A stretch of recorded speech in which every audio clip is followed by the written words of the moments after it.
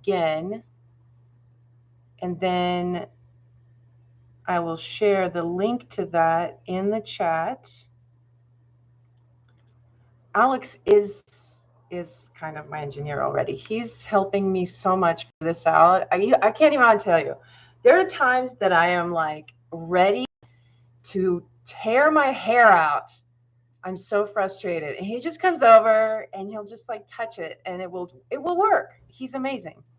Okay, Tango Banter test, everybody. Okay, if you can click on that now and check out the live feed again on YouTube. And let me know how the video quality is. Hi, Armin. Do you remember this time in lockdown where I tried somehow to get online, even on vacation? And oh, yes. You know, I was just thinking about that because funnily, you know, I just got a message from someone and they're like, oh, I became friends with one of the DJs recently. And can you send me the link to the EVM that he DJ'd? I want to hear what he chose. And I was like, yes, it's so cool that, you know, we're thinking back about that time. And I have all of that on video. All of those things are saved and I have all the playlists. And one day, well, I don't know, we'll do something with that. I don't think I know what it is yet, but it's cool to have that record. Okay. No better now. Lozer's a choppy video. Audio still okay. Gosh, okay. Very interesting. So for YouTube, it just doesn't work. So that'll be an interesting thing to figure out why that's happening. I would like the video to be good. I would like that. But for now, let me tune myself into the present moment. Oh, and video's okay? Oh, really? Has it changed? Just like that. I love it. Not as good as Facebook. Not as good as Facebook. Okay. Well, what we do know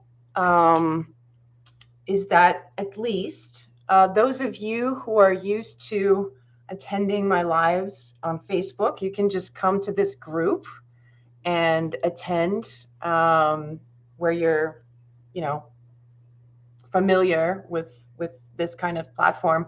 And then the YouTube is really for people who are not in this community, in this Facebook group. So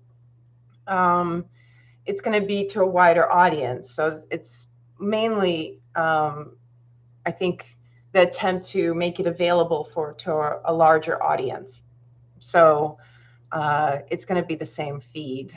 But on YouTube, we'll just have to figure out what that means. I hope the video is okay now. So, and I can see comments on both, so that's good. So at least while we're live, I don't know, Brick, if you're watching, when we're live, we'll just make sure that one of us can be looking at, you know, at the comment section, which I'm fine with doing. I'm used to doing that because I do it every week.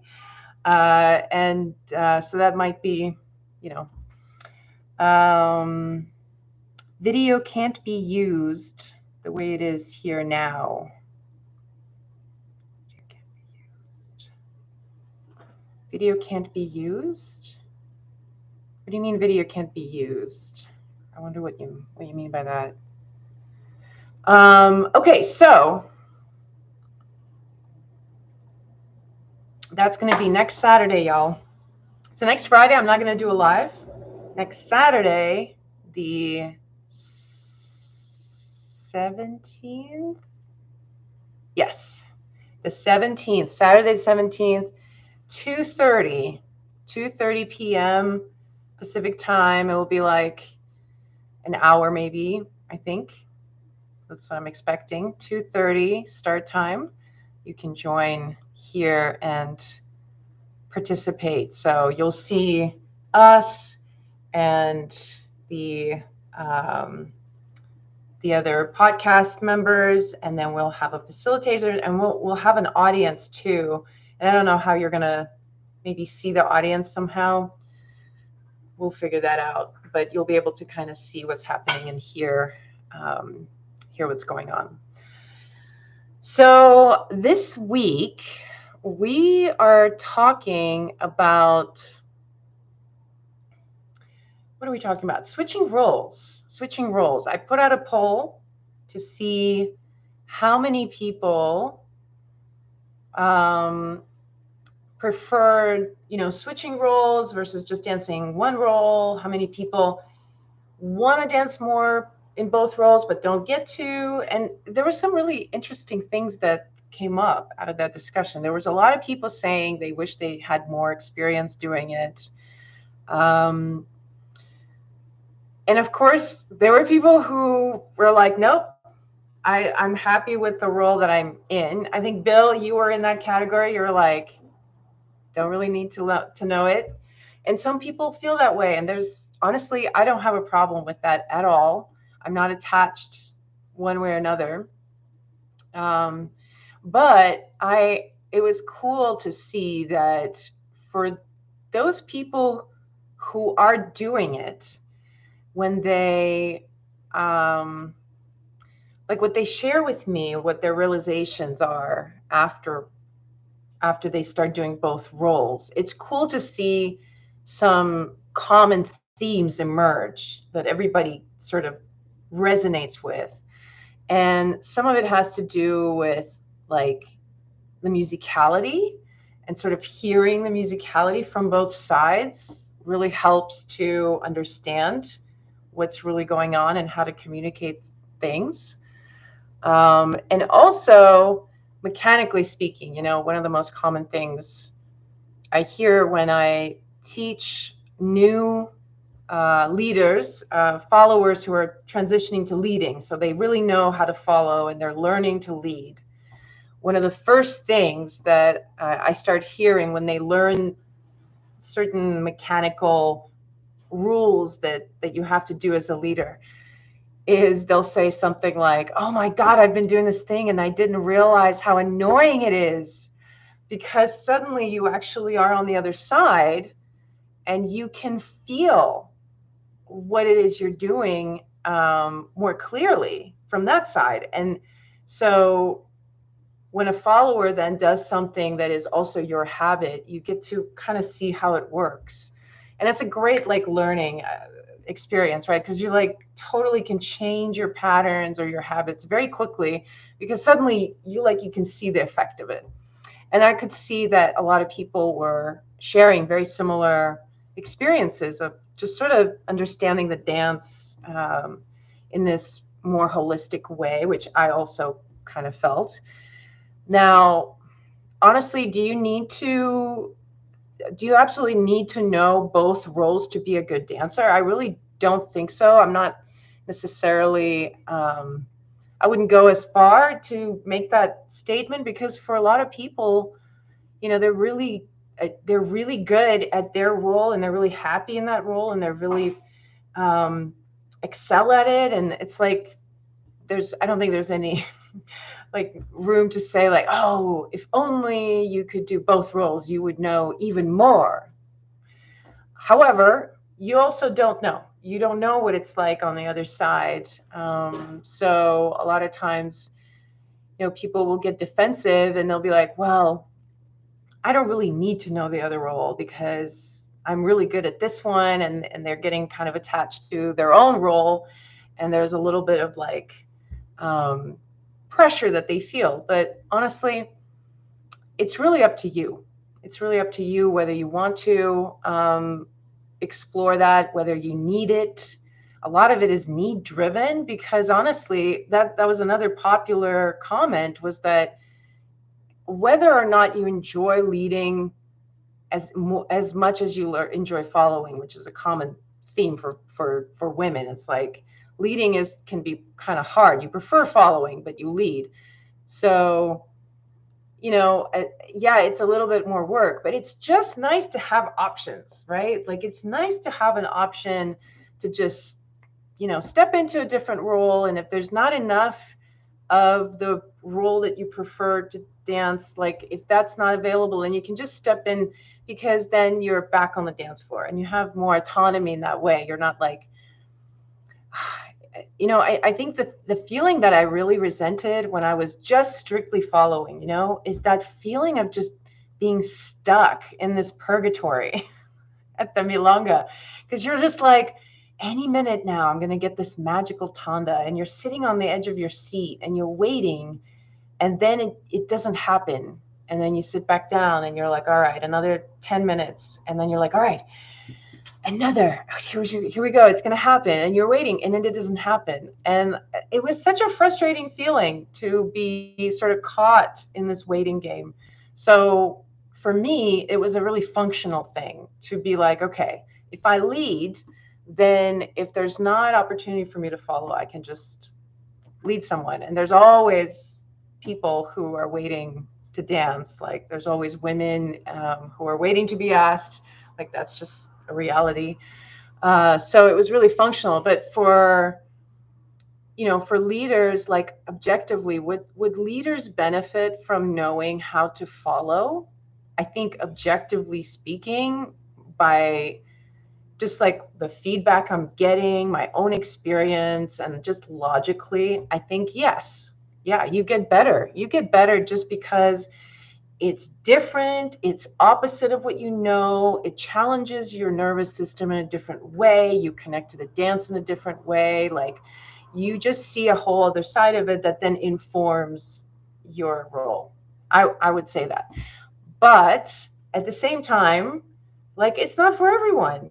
So if somebody's like not really into the idea and they really are getting what they want from the dance, I think that's a big one. So for leaders, for a lot of them, they don't have any incentive to learn to follow because they're getting the dances that they want. They enjoy it. The partners that they dance with enjoy dancing with them. They feel good about themselves. Like, why would they need to just just to have that, just to have another medal just for that? I've been watching the Olympics, so I'm thinking a lot of Olympics metaphors. So anyway, that's kind of like been some of my bantering inside my head since I've been reading some of the comments. Bill, that feeling you express of being stuck in purgatory is a more profound testament of what motivates one to consider options such as role switching. Yeah, exactly. Exactly. I mean, you have to feel the need for it, right? Whether the need is like, oh, it's curiosity. So for some leaders, the ones that I've danced with who are really good followers and really good leaders as well, there's very few. I can count maybe on one hand how many men I've danced with who are both incredible leaders and incredible followers. That's very, very rare. I can think of like a couple right now. And what made them so good at both is because they really loved both. Like they really genuinely were happy to explore both, right? And it wasn't even like they were, because they are men, it's like they didn't start because they needed to. And it was fulfilling some other purpose, like it was fulfilling curiosity, or they just liked how the movement felt in their body and they decided to do it. Maybe it was just something that they automatically kind of opened up to. So for them, it was just this amazing asset to them as dancers. So I can appreciate that when I dance with someone like that. Those kinds of dancers, they're just a different experience altogether, because they can follow and lead. When they can follow and lead equally well in the moment, it it can act out like in the present moment. It can be switching back and forth in the dance and in these micro movement ways. And it's very fun. It's very fun to dance with leaders like that as a follower. I really love, I really love it. It's very, very creative. And there are also leaders who tend to have really interesting musicality as well, like very peculiar musicality that's very new and fresh and kind of different from everyone else. Again, because I think they're just so curious from both ends. But not to say that I don't enjoy dancing with a leader who is just a leader and that's all they know and this is what they're steeped in. It's a very, very beautiful experience in its own right. And it doesn't really matter whether like technically or in whatever objective way we can assess it. It doesn't matter that they might not fit into some sort of category of like, oh, the best mechanics ever and the most amazing musicality ever. Because honestly, in the end, what is it about? It's about connection, right? It's about having that moment with someone, right? Like that can happen whether you are on balance or off balance. If you have the right connection, like it doesn't matter. It's not a mistake. It's a happy accident. That's what it's about. So and I think that's a really great quality about tango, social tango in particular, that we're as social dancers, we hold on to that, right? That ultimately it's like technique is great and your leading skills, follower skills, like all of those things are really good to have a handle on and work on. And in those ways, role switching really helps you. It's a great tool. But in the end, it's whatever helps you feel most connected to yourself and to your partner. So, that might come in different shapes and forms and sizes. Um, Oh, you're so welcome. I just saw this. Thank you for all the talks about tango. I have enjoyed listening. Thank you so much, E-Music. It's my pleasure.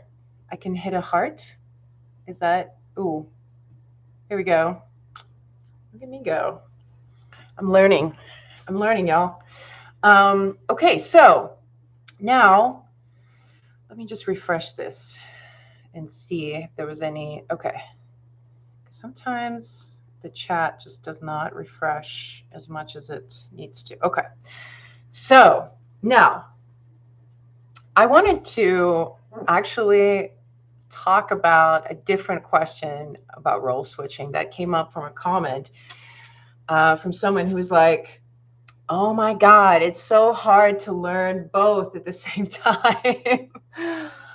And I kind of thought, yeah, is it better? Like, let's say that you decide that role switching is beneficial. And role switching is something that a beginner tango dancer should learn. They should know both roles ultimately. Is it better?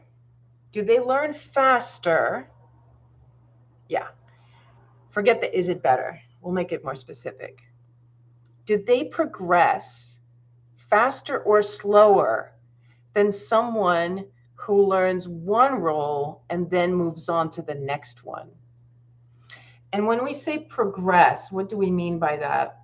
I would say get to a level of proficiency in that role where you can execute just basic fundamentals without thinking on the social dance floor. That, let's say that's going to be our goal for both roles. And so your goal is to get to the point where you as a dancer can walk in and without giving it much thought, dance either following or leading, no matter how crowded the dance floor is, and you're not intimidated by small spaces. Like that's the level that we're considering to be like our benchmark.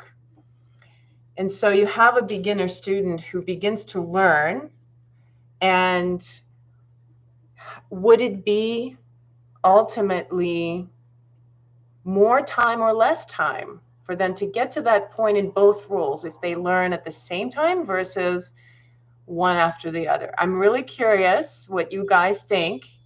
So post it in the chat. Post it if you are watching the recording. I mean, I'll probably delete the recording on YouTube because it's just a train wreck. Oh, but maybe I'll save it for posterity and make it private or whatever. Um, but I'll check the Facebook chat, and I'm curious what you guys think. And so many of you have learned leading or following the opposite role. You've learned the opposite role when you were way into the game, right? That's what happened to me. I was dancing for a few years as a follower before I started learning to lead. And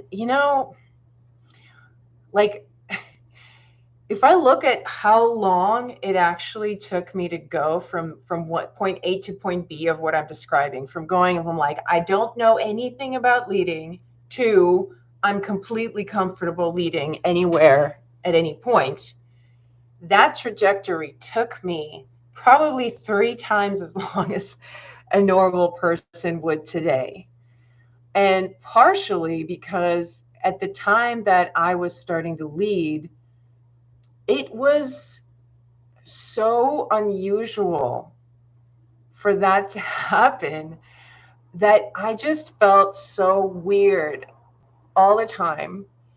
It was really hard to learn because I felt really intimidated to ask questions. I didn't understand a lot of the terminology. And whenever I'd go into class, people would expect me to be a follower, and I would have to like stand up for myself sometimes, but I couldn't because I felt really weird. And then it was like, this was just in class. I had all these difficulties. I couldn't even fathom leading socially. Like, it was just, there was no way. There was no way. I was so intimidated by the whole process of just learning it. And I think one of my favorite memories now was probably the most terrifying thing, one of the most terrifying things that ever happened to me. I wonder if anybody has an experience like that in their tango learning. This would be a great question, actually. I need to write that down because I'm sure if you've been dancing tango long enough, you'll have these like iconic experiences that'll define the rest of your tango identity, core memories, let's just call them. And so for me, it was when, oh, that bell, it's so annoying. Hold on.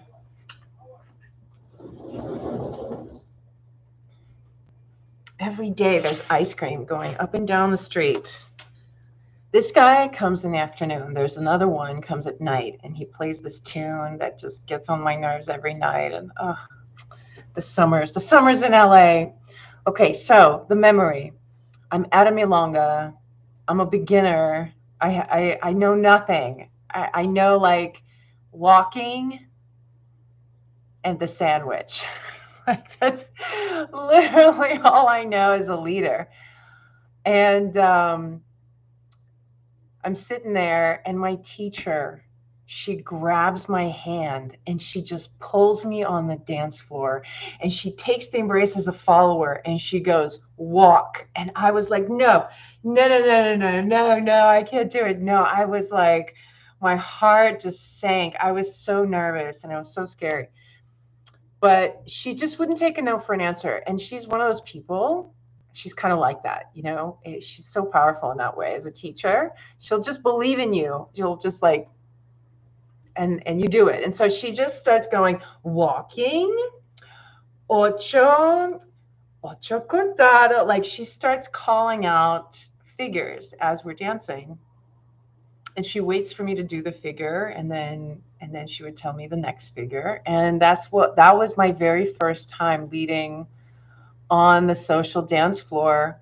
And that was, maybe 3-4 years after I started dancing as a follower. And from that point, even, to the point where I was actually leading, it was another like 8 years or something. Like it took so long because the confidence was not there.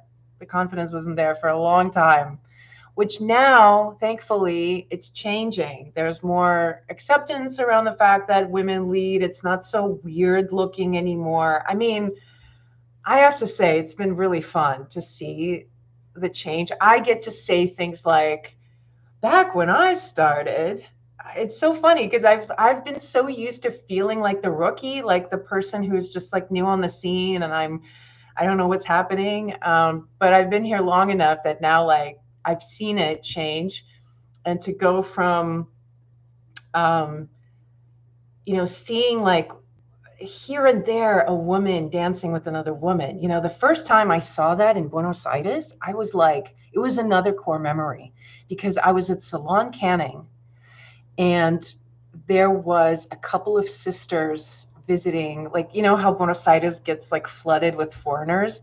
And there was these two twin sisters, and they were both redheads, like really bright redhead and super short. Like I'm saying Simone Biles short, like 4'8", 5 feet tall. And so they really stood out. And they danced with each other at Salon Canning. The last time I was there, this was when I went there in 2015, I saw no women dancing. I only saw one gay couple who was up and coming on the circuit, really flamboyant dancers doing a lot of like burlesque kind of stuff. Like that was edgy, but I really wasn't seeing a lot of women dancing as leaders. And so here I am at Salon Canning in 2018, and I see them dancing, and I was like, oh, are they? What's going to happen? Are they going to get kicked out? Like it was such big news. Now I went, when I went to Tango, we had so many switch dancers there, and it was a true switch dance experience because it wasn't just women leading women, it was women leading men and men leading men. And it was just like, wow. And nobody was like, yeah, whatever, yeah, like that's just the norm. And that's really cool. I think that's something that's been happening. So it doesn't take as long now for somebody who is transitioning from following to leading. It's not like an upstream battle. So yeah, things have changed quite a bit. And I think that, for guys, yeah, there's not much incentive to learn to follow. They don't need to, but I do think that there's something cool about leaders who really learn the basic techniques of following. Not even to follow a lot, but if you just like understand the basic technique of what it means to be a follower, because I think that's what leaders a lot of times don't understand. It's not just like walking backwards. There's like a way that you have to change your density. You have to be lighter.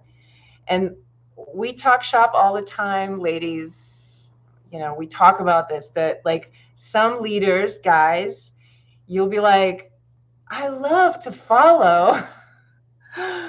And yeah, that might be true. But if you don't know how to shift gears and become a more mobile, dynamic machine, it's so hard to lead that. So sometimes I can take that on as like a good, like a CrossFit challenge. I'm like, all right, let's do this. I can like practice my core and my alignment.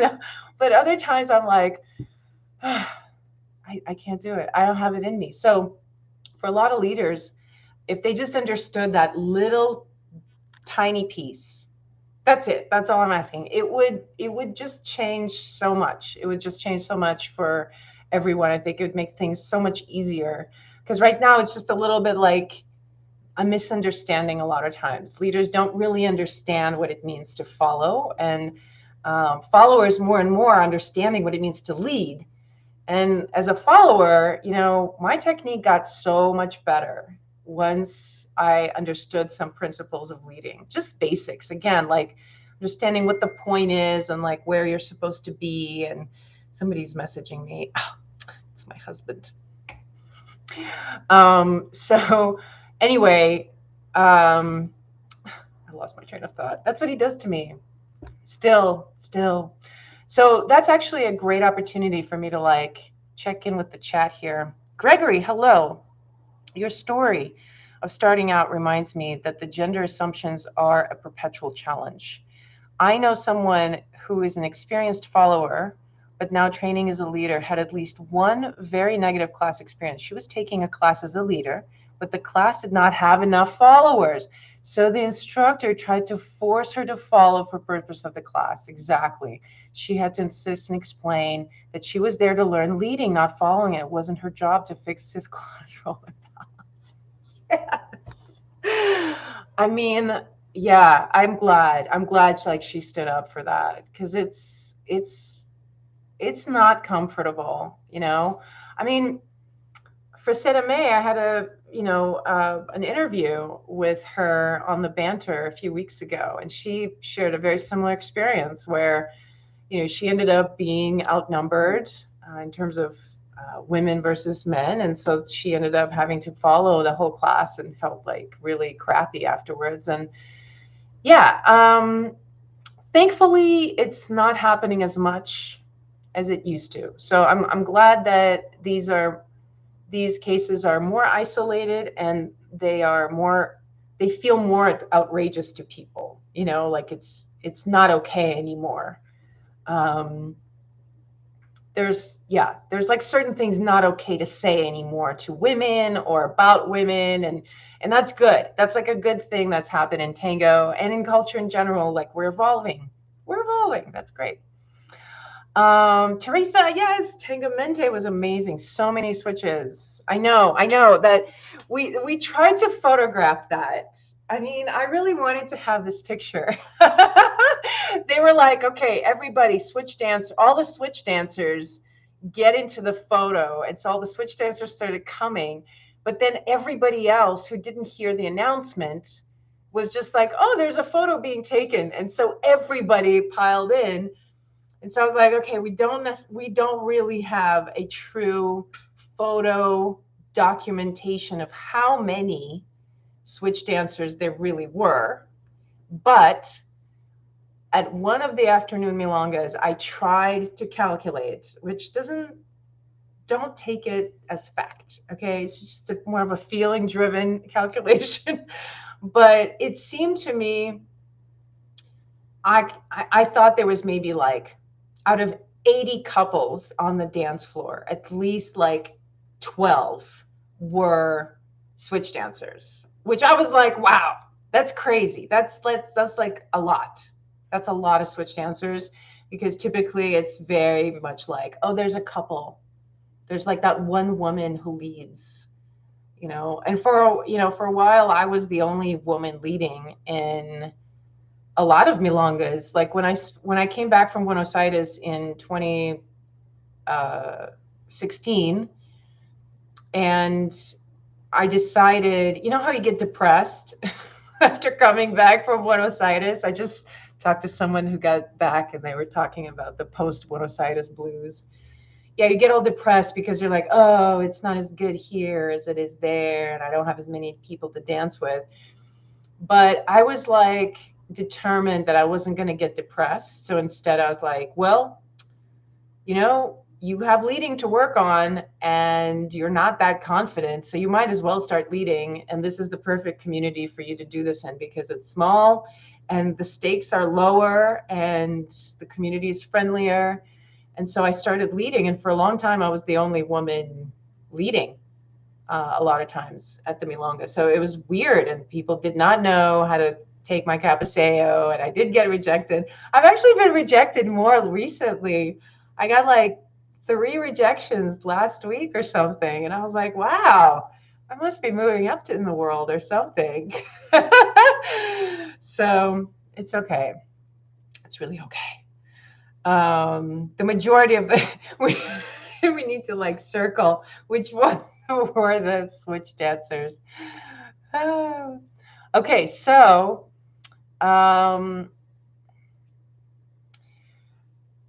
me just check in here with the chat. It's still going. It's still going. So,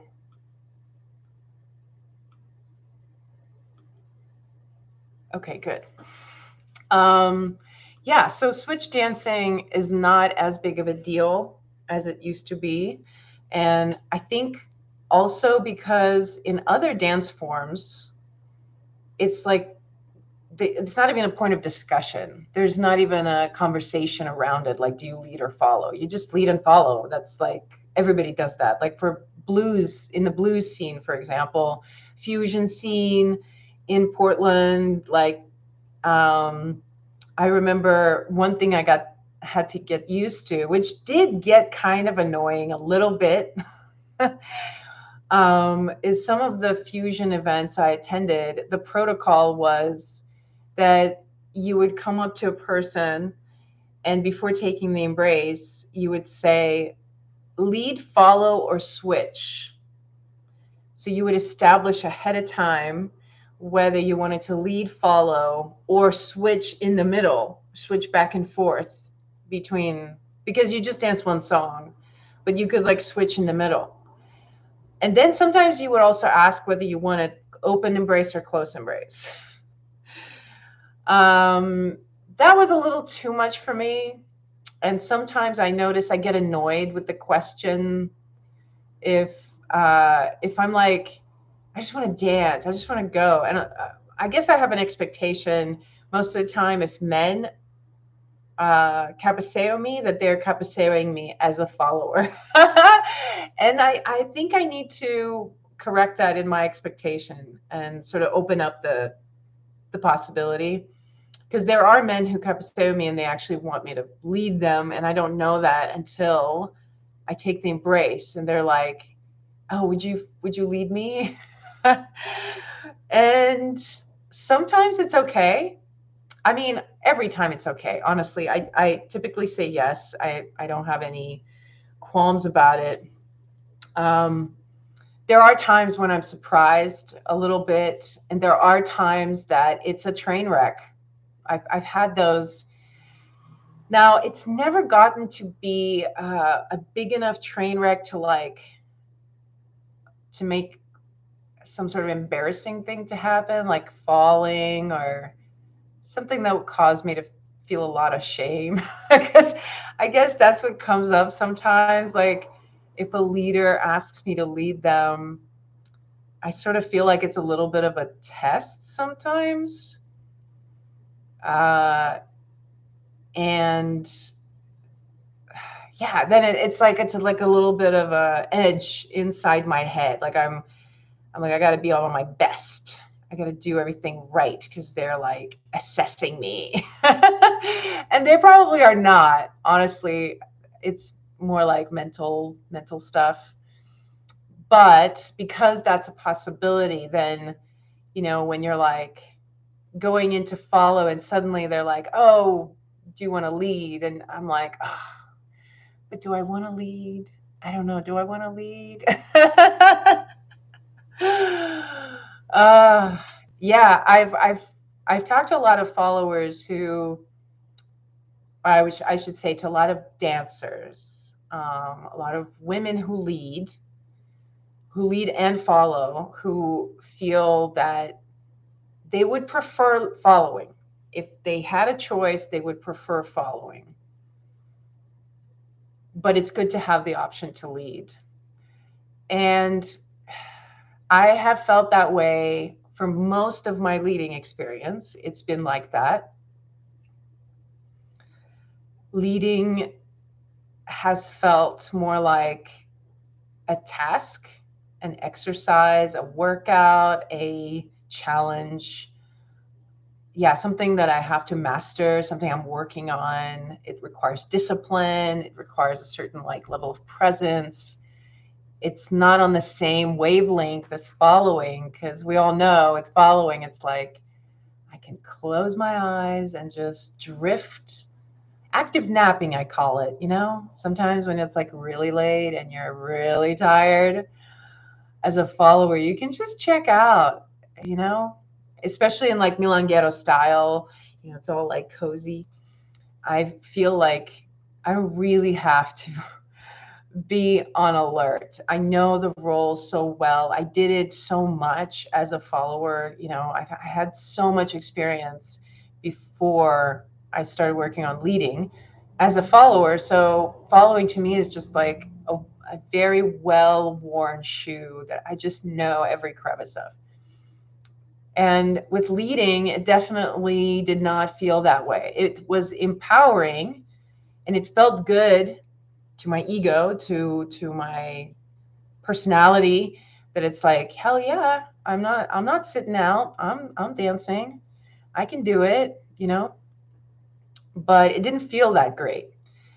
And I think eventually I would experience these glimpses, these little tiny stretches of maybe 15 seconds at a time. And it would be random. I'd be dancing somewhere, I'd be really in the vibe. And it would be just like this perfect connection, perfect song, everything would just line up. Where as a leader, I suddenly felt these, like, oh my God, it feels like I'm following. It feels in that same way where it's like, oh, I can just detach and I can watch this whole thing happen. And I'm not thinking ahead. I don't have anything in my mind. I'm totally present in like the same blissful way. And it would just happen for like 10 seconds. And then I'd be like, wow, that's it. That's the vibe. That's the vibe that I think we're all after. And I didn't know that it was possible as a leader. I just sort of, I guess, you know, knew that I was like, okay, this is how it is for me for leading. Like, it's going to be work. It's always going to be kind of hard and difficult and sort of like, meh, I'll lead. Okay, I'll lead. But suddenly I'd get these glimpses where it would just ascend or transcend or expand or explode or implode or collapse or whatever. There was just like a shift where I could feel myself as a leader suddenly be in the zone where I'm not thinking. And with time, those little stretches got bigger, they got longer, until I've noticed it got more and more easy for me to tune into that. And for me, it was like a process where I'm like tuning into the music a certain way. It's sort of like I'm saying to my brain, instead of thinking ahead of like what's the next move or the next pattern, visualize the sound. Like, what does this sound look like to you right now? And show that sound. And to me, that became like a focus anchor that puts me into that space as a leader where I'm like, okay, I'm in the zone. I'm in the music. I'm not really thinking ahead. And now it's more of like I can enter it. It's still very much like a, a willfulness on my part. I have to decide to do it. It's not just automatic. A lot of times when I take the embrace as a leader, it's very much like, okay, here we go. I'm gonna lead now.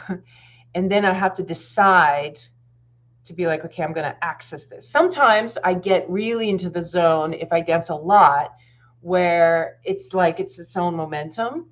But following is still easier to some extent. But recently, I've caught myself actually preferring to lead, which has not happened much, but like there's been some sort of shift recently where I'm like, wow, I actively don't want to follow. I actively prefer leading right now. So it shifts with time and doing it. It's not one way or another. Like if there's one thing I've learned about myself through tango, is that it's all very like malleable over time, right? It's like what you spend time with and do and engage with.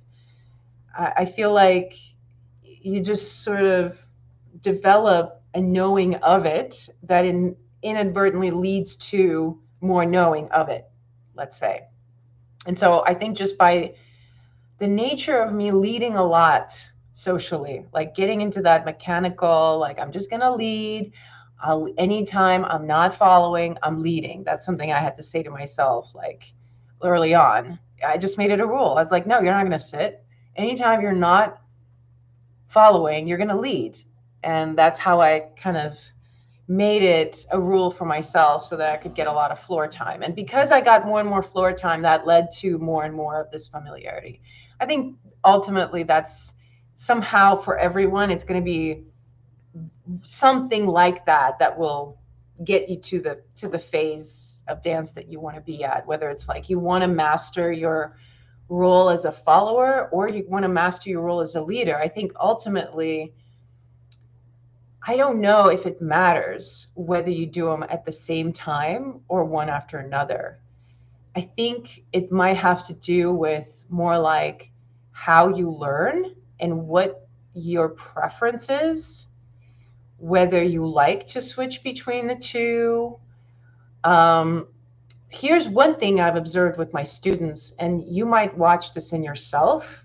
I'm curious if you've ever noticed this, but you might be working on something in your tango and your dance, and you're just like, every day I'm working on this, I'm taking classes, I'm taking notes, I'm studying. And all of a sudden, you'll like hit a wall where you're like not looking at it, not listening. It will coincide maybe with travel or something, some big event, and you'll just completely disconnect. And you'll think to yourself, oh, I'm such a failure. I'm not working on this thing that I really want, and if I did want to succeed, I would actually work on it. And then you come back to it several weeks later, a month later, and you actually know it better than you did before. How do you explain that? I don't know, but it happens all the time. It happens all the time. I have students who, they fall off the wagon, they stop coming, and they feel so bad, and then they come back and they're like, oh, I haven't practiced, I haven't danced, and this happened, that happened, I don't remember anything. And like they dance, and within 5 minutes, it's not even an issue. They don't even remember not knowing whatever it was that they had a difficulty with. So it's really interesting how these things work out in our brain.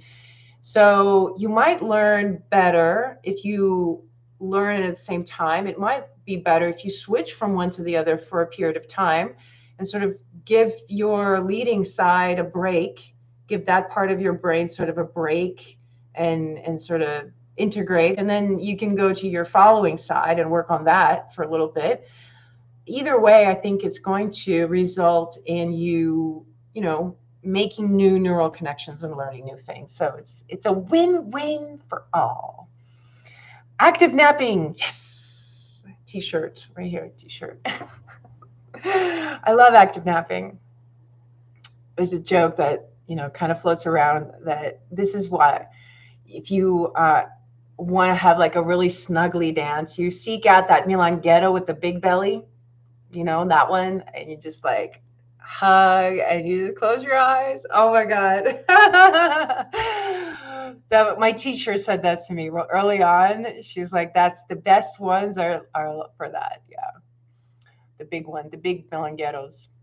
Um, Bella, I prefer to follow only because my leading repertoire, I love that word, repertoire. I feel how I see you wearing a feather, black feather, when you say that. Is that because I'm seeing that picture in black, the black and white picture? Um, is not making me confident yet.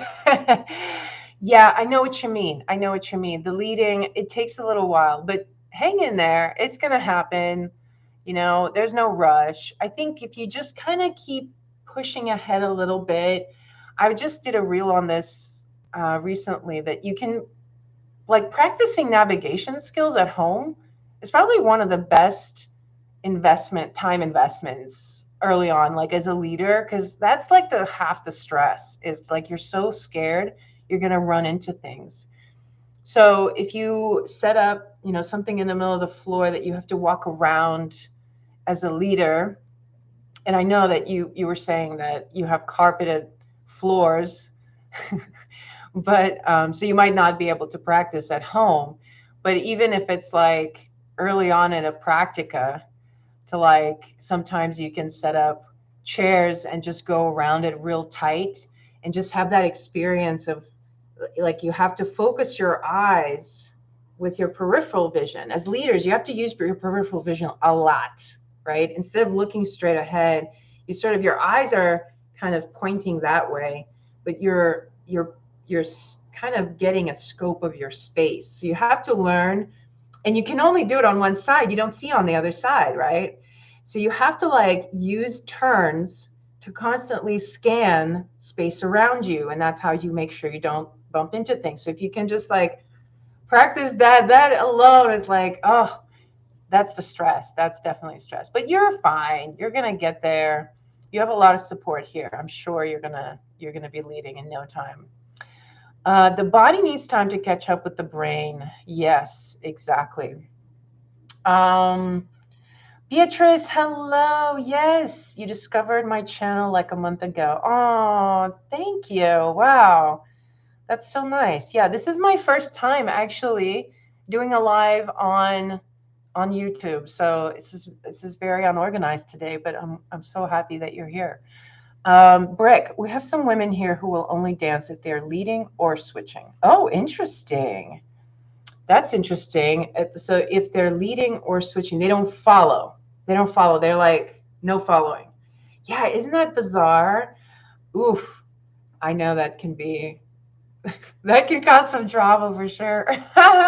Because, like once certain things change, other people start complaining, and on and on.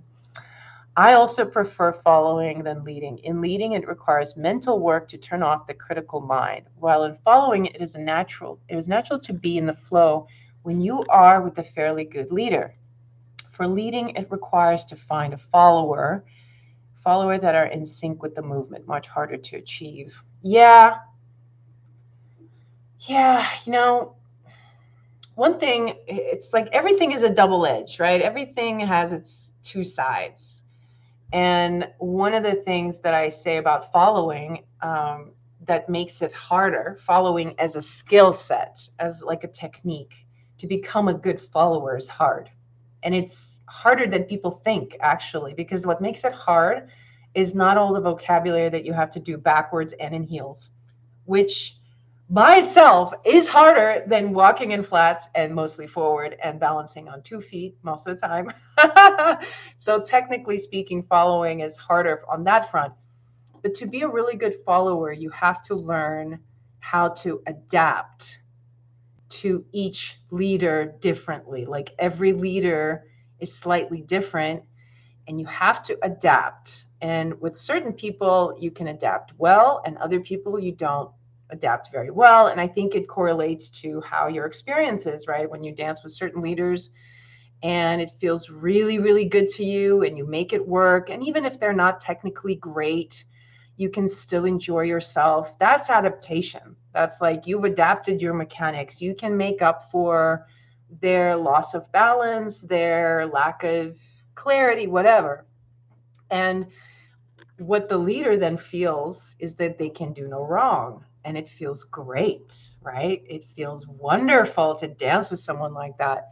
But for a follower to actually learn the skills to do that is really tricky, because who's teaching that and how do you learn that, right? Like most of the time, followers learn how to follow figures and technique for specific figures like boleos and dynamics kind of things. But adaptability and those kind of concepts are very rarely taught, because they're more like like you just gather it as you dance. Like I learned that as I danced, and I learned it because years ago Alex Krebs said this. I'll always give him credit for this because it really changed how I was thinking about tango.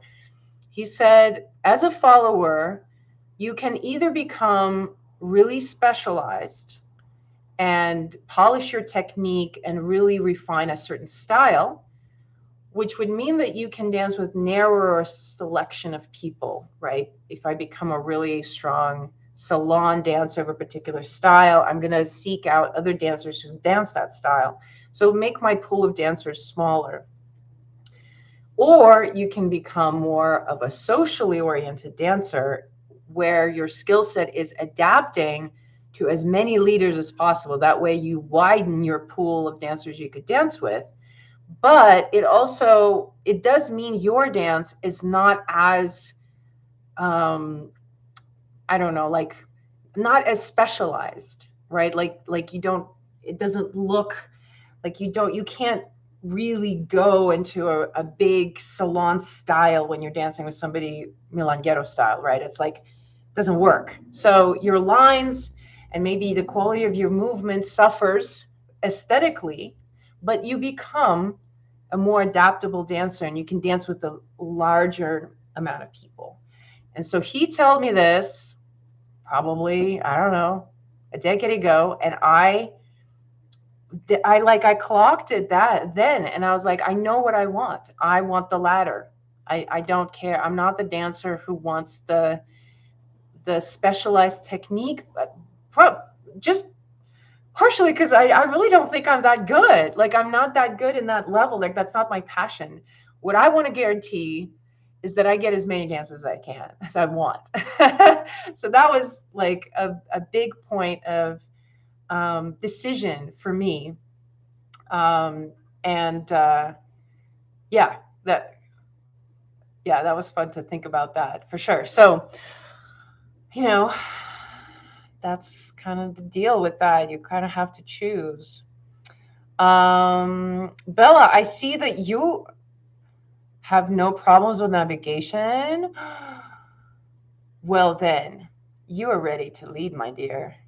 There is no such thing as a limited amount of moves. In fact, I just recorded a lesson for my YouTube channel where I show you you can dance tango with 4 moves. 4. As a leader, that's all you need. That's all you need. It's different for followers. I'm going to do that next. But for leading, if you want to lead, you want to be interesting, you want to be musical, you want to express yourself, you need 4 moves. And I am sure you know those.